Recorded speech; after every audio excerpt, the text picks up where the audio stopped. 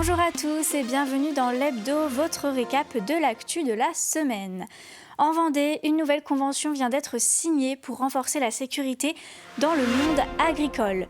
Le préfet a réuni la Chambre d'agriculture, les syndicats, les forces de l'ordre et la procureure pour mieux prévenir les actes de délinquance, améliorer la réactivité et coordonner l'action en milieu rural. Il est apparu la nécessité de renforcer encore les échanges entre les agriculteurs et leurs représentants et les services de gendarmerie et de police.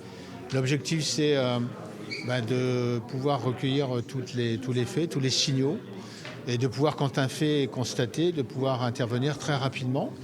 L'objectif à chaque fois, c'est d'interpeller, constater l'infraction, interpeller et traduire devant la justice les auteurs d'infractions. Les vols peut-être les plus importants, c'était autour du matériel, notamment les GPS. Donc il y a eu un travail de fait par la gendarmerie qui a démantelé tout un réseau.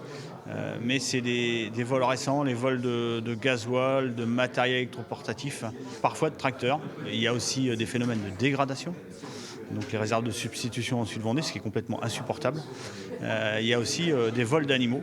Donc en fait, tout y passe un peu dans le registre. Alors c'est la raison pour laquelle on a vraiment besoin d'être en rang serré avec les services de l'État, pour essayer de bonifier tout ça et de s'adapter à cette situation. On poursuit avec le tri des déchets dans les pays de la Loire et en Vendée. Une nouvelle étude a été publiée fin novembre par Citeo, l'éco-organisme en charge du recyclage des emballages et du papier. Et les Vendéens sont de très bons élèves à ce sujet. Les détails avec Simon Filippo qui était sur le plateau de la matinale ce mercredi. Nous sommes des champions du tri des déchets. Et ce n'est pas moi qui le dis, mais effectivement, les derniers chiffres publiés par Citeo. Les habitants des Pays de la Loire ont trié en 2024 près de 92 kilos d'emballage et de papier par personne. C'est beaucoup plus que la moyenne nationale fixée à 72 kilos. Et cela place la région au deuxième rang national, juste derrière la Bretagne. Dans le détail, cette performance s'explique par un geste de tri bien ancré, avec 31 kilos d'emballage léger trié par habitant, en hausse de plus de 6%, 45 kg de verre et 15 kg de papier, un chiffre qui recule fortement comme partout en France, non pas parce que nous trions moins le papier, mais simplement en raison de la baisse des usages du papier au profit du numérique. Et zoom maintenant sur la Vendée, véritable locomotive dans la région, Simon. Effectivement, la Vendée affiche les meilleurs résultats de toute la région. 117,6 kg d'emballage et de papier trié par habitant, soit près de 30 kg de plus que la moyenne régionale. Le département se distingue notamment avec 40 kg d'emballage léger, 59 kg de verre, un niveau toujours parmi les plus élevés de France malgré une petite baisse, et 18 kg de papier trié. Alors cette dynamique du département, elle s'explique selon Citeo par une gestion performante sous l'égide de Trivalis, le syndicat de gestion des déchets de Vendée, avec le centre Vendée-Tri, et surtout par le recours massif à la tarification incitative.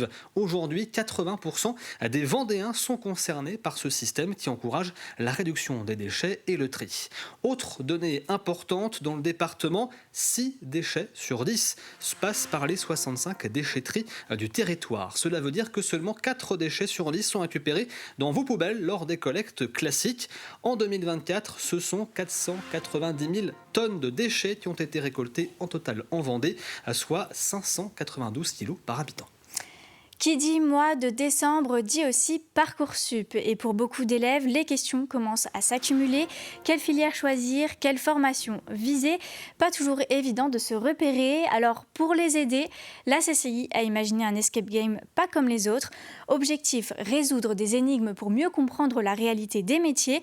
Aux Oudéry, une vingtaine d'écoles et de centres de formation étaient présents pour guider les jeunes dans une ambiance détendue et ludique. Une immersion originale que nous fait découvrir Louise Ménouri. Dans une chaîne de production automatisée, quel outil est le plus utilisé? Les robots, les drones, les imprimantes 3D? Résoudre des énigmes pour tenter de trouver sa voie. C'est la mission de Lilia, 22 ans, qui cherche à se réorienter. On a appris des chiffres qu'on ne connaissait pas, du coup, donc c'est bien aussi parce qu'on voit aussi comment les secteurs de métier ils évoluent. Et puis après, on apprend aussi à casser les codes, de dire, par exemple, à la santé, on pense médecin, infirmier, alors que c'est loin d'être que ça. Donc c'était aussi l'occasion du coup, d'apprendre des métiers qu'on ne soupçonnait pas dans les différents domaines d'activité. Du coup. Pour d'autres, cet escape game est le premier pas vers un choix d'études. Je suis actuellement en seconde et j'étais venu à la base pour trouver un stage parce qu'on était en recherche et qu'on a vu l'annonce. Et en plus pour les spécialités, c'est vrai que c'est intéressant parce que ça permet de voir ce qu'on veut faire, ce qui nous intéresse réellement pour les choix qui vont arriver. Parce que dès la première, on va avoir des spécialités à choisir qui vont être importantes pour le reste de nos études. Au total, 6 énigmes sont à résoudre, chacune correspondant à un secteur d'activité. L'objectif, rendre l'orientation plus attractive. Vous allez parcourir 5 zones de jeu.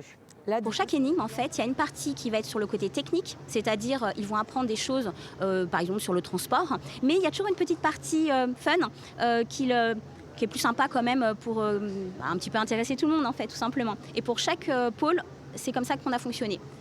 Apprentissage, léger, mais apprentissage. Et la deuxième partie, le côté un peu plus fun. Cette ligne d'orientation peut paraître complètement simple, mais en fin de compte, je trouve qu'elle a encore plus d'intérêt parce que les jeunes au jour d'aujourd'hui, avec la conjoncture économique, les changements de métier, l'IA, sont encore plus désorientés qu'avant. Ils ont besoin de repères et d'échanges et de choses simples pour pouvoir s'orienter le mieux possible. Donc ce format, il est indispensable, en tout cas en 2025, et je suis très fière qu'on le porte ici en Vendée. Les lycéens ont jusqu'au 12 mars 2026 pour s'informer et formuler leurs premiers vœux sur la plateforme Parcoursup. Le département de la Vendée mise sur le sport pour nos aînés. 34% des Vendéens ont plus de 60 ans. Avec le comité de cyclisme, 10 EHPAD proposent des séances de vélo d'appartement à une centaine de résidents. Le but est de bouger, retrouver du souffle et préserver la mobilité. Et les premiers retours sont déjà très positifs. Reportage signé Cyril Guillet. Et on va basculer, on va mettre ce pied-là. Hop, enfin je vais le mettre dans la pédale. Super. Le plus dur pour ces participants est sans nul doute de prendre place sur la machine. Mais une fois installés, les sensations reviennent très vite, à l'image de cette résidente âgée de 98 ans. Ça va ? Pour le moment, ça va. Ok, donc on va tranquillement. Hein. Moi, j'adore faire du vélo, ça me rappelle ma jeunesse. Quand j'étais en vacances chez mes grands-parents, je faisais des courses et puis des promenades. J'aimais beaucoup. Ici, à l'EHPAD de l'Union chrétienne de Fontenay-le-Comte, ce sont 5 vélos d'appartement qui sont mis à disposition et financés par le département. Une action qui s'inscrit dans le schéma vendéen d'autonomie. On sait tous l'importance du sport pour chacun de nous, qu'on soit petit ou bien qu'on soit effectivement en pleine forme. Et bien pour nos aînés, c'est aussi important parce que c'est une prise de confiance en soi. C'est aussi donner effectivement un regard d'importance sur ce corps, même s'il est vieillissant. On souffle bien, on prend le temps. Voilà. À l'initiative de cette action, il y a le comité départemental de cyclisme de Vendée, qui pour l'occasion a recruté une coach santé. La Fédération française de cyclisme a commencé à en parler et on s'est dit effectivement ça peut être une bonne idée. Donc on a développé aussi cette activité-là au sein du département. Pour nous, on est le 2e département en France à le faire. Chaque séance fait 45 minutes et débute par un échauffement. Ensuite, la coach santé personnalise le programme selon les capacités de chacun. Souvent, ils ont des douleurs au niveau des genoux et le fait que ce soit sur un vélo, le mouvement il est moins saccadé, il est plus souple et du coup ça provoque moins de douleurs. Et au niveau musculature, au niveau des cuisses et des jambes, des résidents qui disent je marche mieux, j'arrive à faire plus de kilomètres. Donc ça, c'est aussi plutôt positif. Les résidents de cette structure vont pouvoir profiter de ces séances pendant 3 mois. Et à terme, ce sont 10 EHPAD vendéens qui vont bénéficier de cette opération. On part maintenant au cœur du Marais Poitevin, un territoire unique façonné par l'eau et ses 150 km de paysages préservés. L'Observatoire du patrimoine naturel vient de publier son étude annuelle et la richesse de la biodiversité y reste impressionnante. Pas moins de 337 espèces d'oiseaux, 34 espèces de poissons, des dizaines de mammifères dont la loutre d'Europe, sans oublier les libellules et les papillons. Un bilan essentiel pour suivre l'évolution de cette nature exceptionnelle. On a une réapparition en force de la loutre grâce aux efforts qui sont faits depuis 20-30 ans maintenant et qui nous ont permis de mener des actions de génie écologique, de faire des passages à loutre, etc. Bref, et puis l'amélioration des milieux. Voilà. On a aussi des phénomènes de sédentarisation. On avait la cigogne qui passait chez nous, mais maintenant qui y est en fixe sur l'année. Dans les perspectives 2026, on va améliorer les comptages et le suivi des oiseaux migrateurs en baie de l'Aiguillon puisque là, il y a bien sûr la LPO, bien sûr les responsables de réserve qui font des comptages annuels, mais on veut encore connaître mieux les spécificités par espèce pour voir là aussi comment conforter cette zone de migration qui est tout à fait essentielle et qui fait qu'il y a des centaines de milliers d'oiseaux qui passent par an.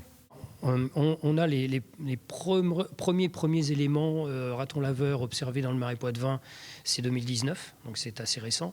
Et la première quantification des données, elle date que de 2024. Et on avait 13 données de ratons laveurs sur l'ensemble du Marais Poitevin, que ce soit en Vendée, Charente-Maritime ou Deux-Sèvres.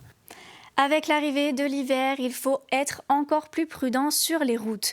Depuis le 15 novembre, Vinci Autoroute est passé en mode hivernal. Jour et nuit, les équipes sont prêtes à intervenir face à la neige et au verglas. En Vendée, l'A83 et l'A96 sont sous surveillance renforcée. Près de 60 salariés mobilisés, 30 camions équipés de lames et jusqu'à 1900 tonnes de sel prêts à être répandus pour sécuriser la circulation. Un dispositif massif pour garantir sécurité et fluidité sur nos axes. Simon Philippot s'est rendu sur place pour suivre ses équipes au travail. Lorsque l'hiver s'installe, les autoroutes de Vendée sont particulièrement sous surveillance. Pendant que les automobilistes sont occupés à leur trajet, les équipes de Vinci, gestionnaires du réseau, sont sur le qui-vive 24 heures sur 24, 7 jours sur 7. On est en lien direct avec nos stations météo qu'on a le long de nos autoroutes, puis notre partenaire de Météo France. Nous formons également 65 salariés par an au risque routier et notamment à la période de viabilité hivernale. Dans le département, ce sont 65 salariés, 28 camions équipés de lames et 3 saleuses qui peuvent être déployées. 1900 tonnes de sel sont également stockées, mais la sécurité dépend aussi des automobilistes. Alors avant de prendre la route, voici quelques conseils. Avant de partir, c'est bien vérifier son véhicule. Déjà, bien savoir si son véhicule est bien adapté à la période hivernale et savoir aussi qu'on peut malheureusement on peut rester bloqué sur l'autoroute pour des événements, mais bien être équipé de couvertures, de boissons ou même au niveau de manger. Et de bien respecter bien sûr les personnes qui y travaillent et s'il y a un épisode de salage, bien prendre le corridor de sécurité et bien respecter les limitations de vitesse. Si jamais vous vous retrouvez cet hiver derrière un camion en pleine opération de salage ou de déneigement, il est strictement interdit de le dépasser, notamment pour votre sécurité.